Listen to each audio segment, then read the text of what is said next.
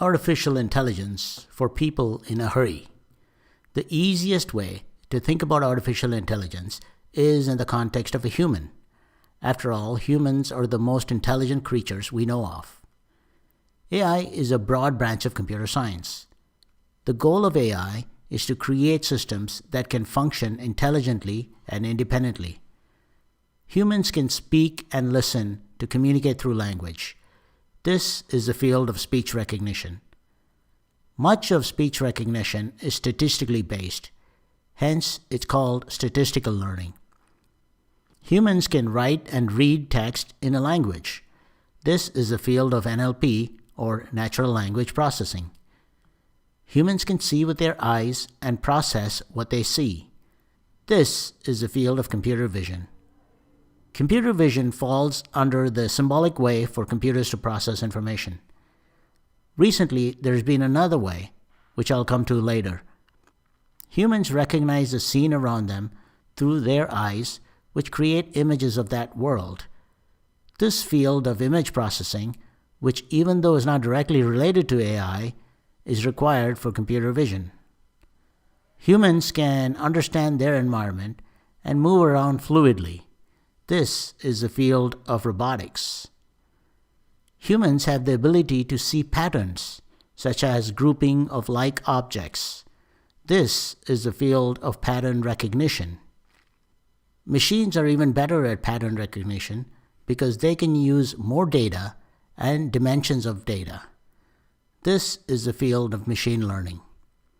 Now let's talk about the human brain. The human brain is a network of neurons, and we use these to learn things. If we can replicate the structure and the function of the human brain, we might be able to get cognitive capabilities in machines. This is the field of neural networks. If these networks are more complex and deeper, and we use those to learn complex things, that is the field of deep learning. There are different types of deep learning in machines, which are essentially different techniques to replicate what the human brain does. If we get the network to scan images from left to right, top to bottom, it's a convolution neural network. A CNN is used to recognize objects in a scene. This is how computer vision fits in, and object recognition is accomplished through AI. Humans can remember the past, like what you had for dinner last night. Well, at least most of you. We can get a neural network to remember a limited past. This is a recurrent neural network. As you see, there are two ways AI works. One is symbolic based and another is data based. For the database side, called machine learning, we need to feed the machine lots of data before it can learn. For example, if you had lots of data for sales versus advertising spend, you can plot that data to see some kind of a pattern.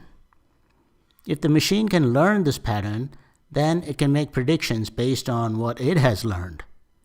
While 1 or 2 or even 3 dimensions is easy for humans to understand and learn, machines can learn in many more dimensions, like even 100 or thousands. That's why machines can look at lots of high-dimensional data and determine patterns. Once it learns these patterns, it can make predictions that humans can't even come close to.